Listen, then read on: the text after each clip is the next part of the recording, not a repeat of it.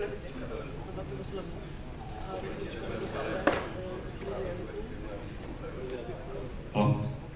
Tak já vás tady vítám na první přednášce Barcampu Hradce Králové. Nejdřív první informace. Už máme vytisknuté všechny podklady k Barcamp Game, takže kdo se chce účastnit tady na infostánku, se můžete vyzvednout a odstartovat. Už bych tady rád přivítal prvního řečníka, tím je Jiří Špůr, jestli to říkám správně, doufám, což je vedoucí nebo manažer O2 vývojového centra v Pardubicích. A já to nebudu zdržovat a rovnou předám slovo. Díky. Hezký dopoledne vám přeju. Jmenuji Jiří Špůr, jsem šéfem teda vývojového centra O2 v Pardubicích. Jenom, já vás slyšíte dobře?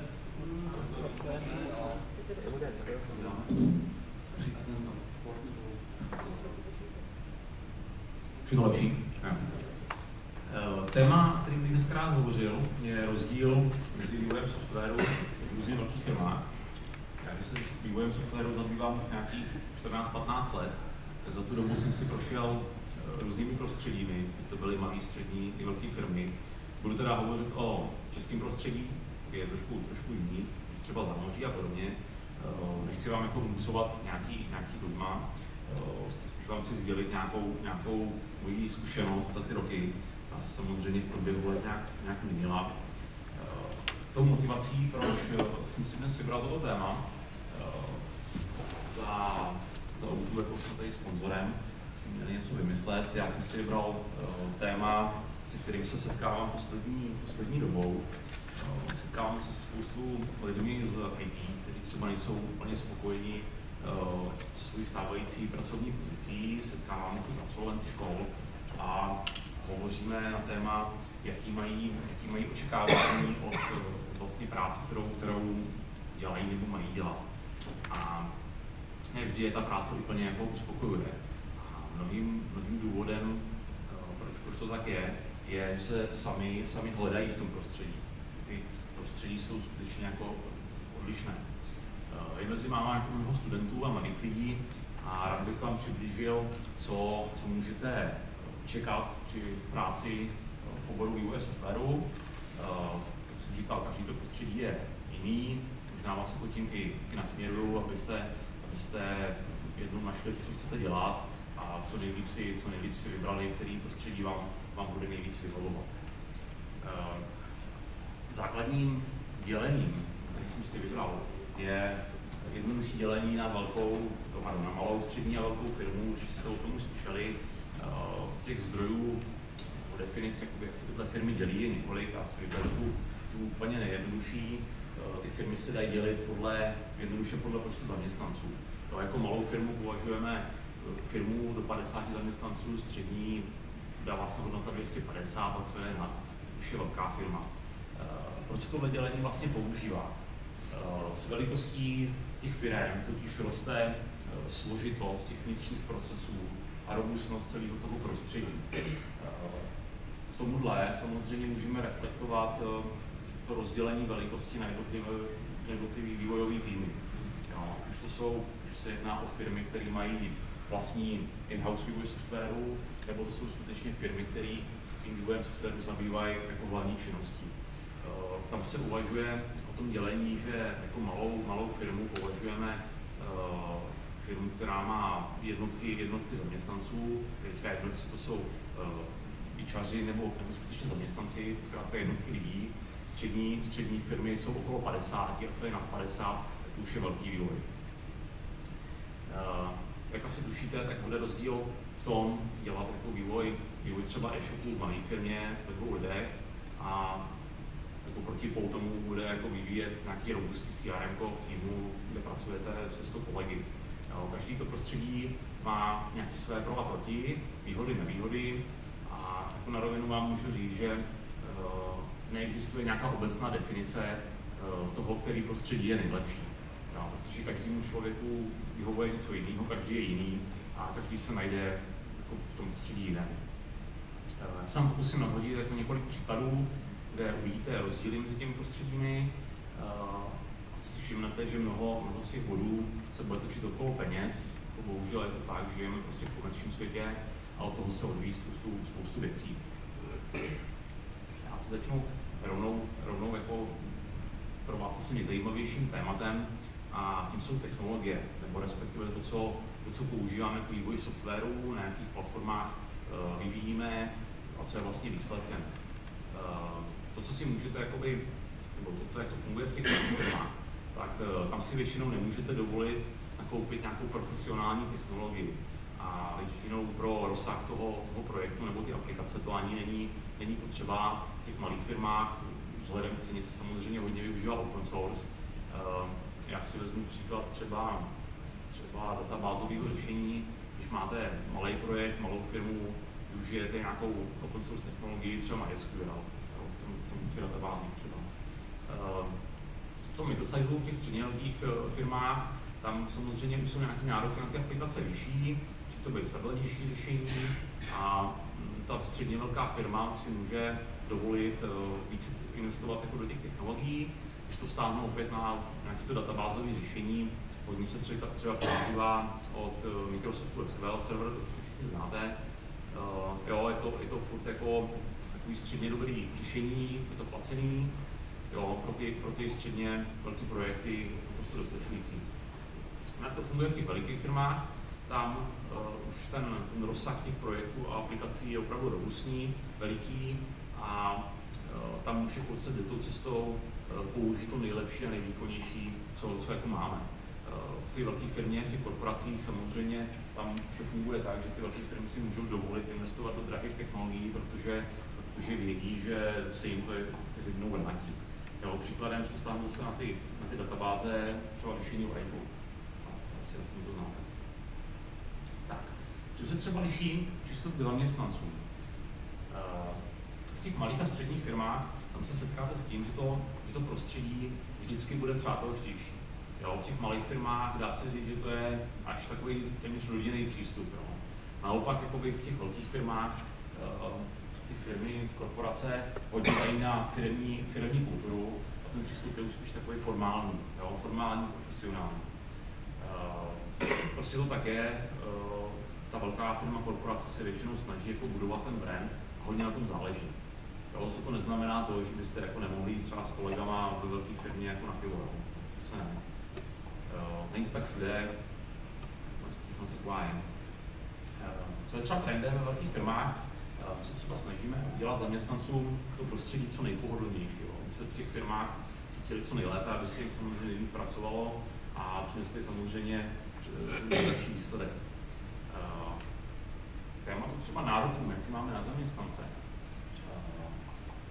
Já ten hlavní rozdíl vnímám tak, že malá firma, která dělá menší projekt, tak si nemůže dovolit, opět z finančních důvodů, mít na každou věc specializovaného odborníka. Tam ty vývojáři musí umět celý řetězec toho vývoje a musí mít tak nějak všechno. Naopak protipol k tomu v těch velkých firmách je ten, že tím, že máte profesionální, specializované technologie, tak na to potřebujete už si specializovaný odborníky. Bez toho to samozřejmě nejde. O to se odvíjí třeba taky výše výplat.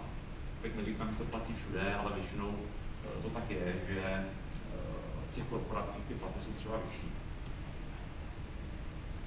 Co se týká osobního rozvoje, tak tam platí víceméně jednoduché pravidlo, abyste měli tým odborníků a ten výsledek byl co nejlepší, tak musí pracovat na moderních technologiích a musí je umět využívat. S tím úzce souvisí nějaký program školení. Opět je to o penězích a velikosti firmy. Když jste malá firma, tak si většinou nemůžete dovolit dát řádově desítky až stovky tisíc za školení zaměstnanců. Je to hodně peněz pro tu malou firmu. Naopak třeba v tom vnímám jako výhodu korporací, protože tím, že tam je hodně lidí, existují tam v těch interní školící programy, které můžete využívat a ta velká firma si může dovolit investovat velké peníze do školení a víceméně vychovávání těch zaměstnanců. Funguje to tak, že jezdíte na stáže k těm velkým firmám, třeba databázové řešení opět Oracle, je to celkem zajímavé. S tím souvisí možnosti pro studenty a absolventy. My, ITáci, máme takovou obrovskou výhodu, že je pro nás super doba v tom, že IT odborníků je nedostatek a příležitostí je hodně, takže si můžeme vybírat a je pro nás celkem plat. Co já třeba tady vidím jako problém, je uplatnění znalostí, znalostí na vysoké úrovni, které načerpáte ve škole, pořád nějaký teoretický rovině, a potom máte přijít do praxe, do nějaké práce, kde takové znalosti nevyužijete. Jo, příkladem je, že se třeba naučíte nějaké vychytávky, které jsou možné na řešení Oracle, naučíte se PL, SQL a potom přijdete do práce a řešíte projekt nějakého malého třeba e-shopu a máte to vyřešit na databázi MySQL. Jo, samozřejmě to bude fungovat, nic proti tomu, ale je to takový jako jít jako s kanálem na bravce. Já zde jako ten vnímám ten rozdíl velikosti firm celkem zásadně, protože to, co se naučíte ve škole, nějakou profi znalost, tak by potom bylo vhodné ji využít. A jako je hrozná škoda, když to nevyužijete. My jsme třeba navázali úzkou spolupráci tady s univerzitama v Hradci a v Pardubicích. Nabízíme studentům možnosti práce při studiu, absolventům celkem zajímavé místa. Tohle to jako není nějaká novinka, tohle je jako obecný trend těch velkých firm a je to celkem logický. Po vývojářích nebo lidech obecně, o lidech v IT, po těch je hlad a my si je chceme vychovat. No, samozřejmě, když si je vychováme jednodušeji než ve škole. Já bych vám v tom dal jedno doporučení. Najděte si při práci, při studiu ve svém oboru nebo v tom, co vás baví, nějakou práci, dokončíte přitom vysokou školu, protože když ji potom dokončíte, tak budete mít už nějaký ten rok praxe, tedy obrovskou výhodu, to třeba před ostatníma. A platový rozdíl mezi juniorní a seniorní pozicí, dává se třeba 2 až 3 roky, je potom jako dost velký. Takže tohle vřele doporučuji. Tak, ještě co se týká třeba práce v týmu a metodik těch vývojů, opět jako v těch různě velkých firmách, tím, že v malých firmách pracujete v týmu maximálně jednotek lidí, řešíte tam prakticky všechno. Jo? Řešíte tam specifikace požadavků, vývoj, testování, pak někde třeba i podporu. Je to takový punk, jo? Můžete si tam dovolit všechno, protože v jednotkách lidí si tolik nemusíte ohlížet na to okolí firmu. Jo? Dneska si řeknete, že něco uděláte a zítra to máte hotové. Tak to v těch malých firmách prostě funguje. Mně se třeba tohle prostředí osobně hrozně líbilo v tom smyslu, že tím, jak ten požadavek řešíte celý, tak si v tom kontextu firmy dostanete, na ten požadavek dostanete komplexní pohled. Jo, a naučí vás to jako dost dobře přemýšlet. Tohle částečně platí i v těch středně velkých firmách. Tam akorát tím, že je samozřejmě víc lidí, tak to rozdělení je striktnější, už se to dělí na týmy, máte tam konzultační týmy, nějaký analytiky, vývojáře, testery, provozní týmy, ale pořád tam platí veliká míra sdílení a ty zastupitelnosti těch lidí. Jo, a jelikož vaši činnost tam ovlivňuje i ostatní týmy, jako ve firmě, třeba marketing, call centrum a tak dále, tak musíte zavést spoustu pokročilejších procesů, jako třeba pracovat s vezováním, mít nějaký pravidelný plánování a podobně. Jo, ty odpovědnosti tam už jsou samozřejmě vyšší. A jak to funguje v těch velkých firmách, tak jednak tím, že tam máte dost specifické technologie, tak potřebujete úzce profilované pozice a většinou si tam každý řeší svoje pískoviště. Tohle to jako není úplně dobrý jako z dlouhodobého pohledu a trendem tady je ty pozice točit, jo? Tak aby ty lidi, pro ty lidi to bylo pestrý a nějak je to obohatilo. Jo? Že to znamená, pracujete třeba na pozici vývojáře CRM a půl roku a další půl roku pracujete třeba na vývojáře třeba integrací a podobně. Zkrátka snažíme se to hodně točit. To, co zde platí, jako nemůžete si dovolit udělat jako něco mimo plán, protože tam platí jako dost striktní pravidla z toho důvodu, že ten dopad na ty ostatní týmy v té firmě je poměrně zásadní a jako není tam moc prostor pro chyby. jak jsem říkal, platí tady dost striktní pravidla, všechno to musí papnout, možná to vnímáte jako nějaký dogma. Je to věc, kterou bojuje snad každá velká firma, se k tomu možná ještě vrátím pak na konci, jsme to vyřešili u nás. Tak, potom celkem zajímavý téma, podle mě je to hodně zásadní věc, a to je zajímavost projektu, těch aplikací pro vás, jako pro lidi, kteří na tom pracují. Podle mě to je hodně zásadní věc, dost firma podceňovaná, tím, že jako lidi v IT jsou celkem kreativní a aby je práce bavila, tak musí být zajímavá. Každý na to má jako jinou hladinu, co je pro něho zajímavý, ale z mé zkušenosti, co vám můžu říct, tak čím profesionálnější technologie, tak tím zajímavější ta práce je. Třeba udělat jako e-shop je fajn, máte z toho radost, dobrý pocit, ale když pak jako děláte na nějakým CRM, který obsluhuje třeba miliony celých zákazníků, tak jako je to několikrát ještě větší radost. A firmy tohleto začínají hodně řešit, že je pro ně zásadní si udržet dobrý lidi a jejich know-how a oni se tomu věnují. Tady máme ještě firemní prostředí a aplikace změn v IT. Tím, že žijeme v dost hektické době, tak zde, co platí dneska, tak nemusí platit zítra. Firmy se na to hodně zaměřují a musí se samozřejmě přizpůsobovat a nějak flexibilně reagovat na ten trh. Samozřejmě to souvisí jako s velikostí ty firmy, protože v malých firmách tam je to celkem jednoduché aplikovat nějaké nové změny v IT systémech, protože to prostředí je samozřejmě malý, nemusíte se na nikoho moc ohlížet, ty změny lze provádět velice rychle. V těch velkých firmách se dá říct, že to je právě opak. A ono je to i logický.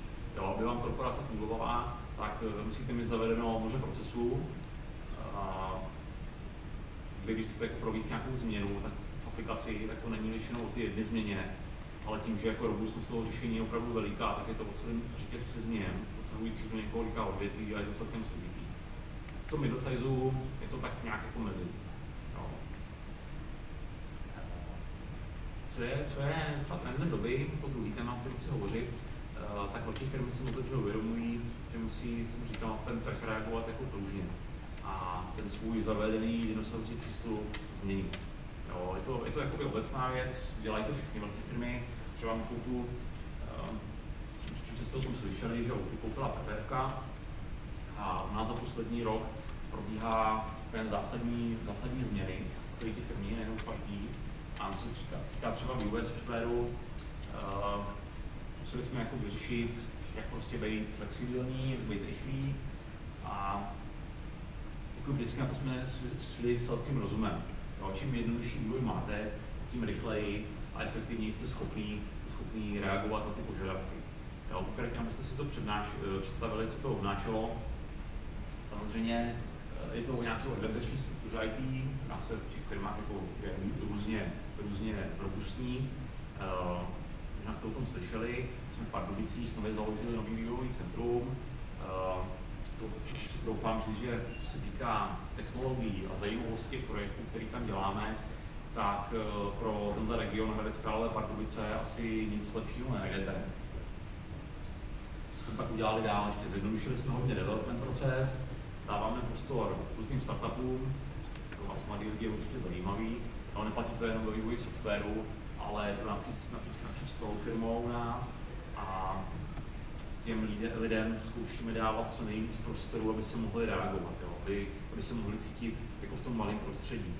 A zároveň s tím si samozřejmě dostali nebo pracovali na těch super technologiích. Jo, to si samozřejmě jako velká firma vším dovolí. A s tou spoluprací jako s těmi univerzitama, smyslem toho je, aby nám univerzita dala k dispozici studenty a aby ty si mohli vyzkoušet, co se naučili ve škole. Jo, týká se to jako mnoho oborů. No a když si potom tyhle všechny věci dáte dohromady, tak po výsledku zjistíte, že i v těch velkých těžkopádných korporacích se ten software dělat velice jednoduše, flexibilně, efektivně. Jo, my jsme na to asi přišli, cestu jsme našli a můžu vám říct, že všechno to je pouze o přístupu těch lidí k tomu. Tak bych dal prostor pro nějaké dotazy, nápady, připomínky. Já řeknu otázku ohledně kvality